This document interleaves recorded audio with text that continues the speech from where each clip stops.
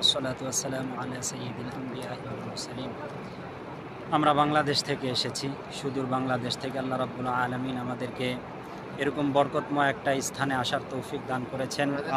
আমাদের সামনেই ওই পবিত্র আরাফার ময়দান, যেখানে হজের সময়ে লক্ষ লক্ষ হাজি সাহেবগণ এখানে অবতরণ করেন, সমবেত হন এবং আরাফার ময়দানে দোয়া করলে দোয়া কবুল হয়।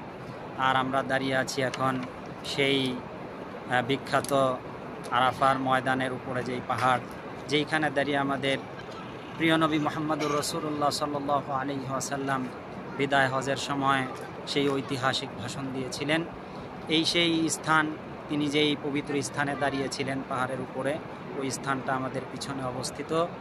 আল্লাহ তাআলা আমাদের সকলের এই গুনাহ মাফ করে দেন, বরকত দান করেন। আমরা প্রত্যেকেই দোয়া করব যে আরাফার ময়দানে যত মানুষ এসেছে, আসছে, আসবে, আল্লাহ তাআলা সকলকে যেন মাফ করে দেন। আমিন।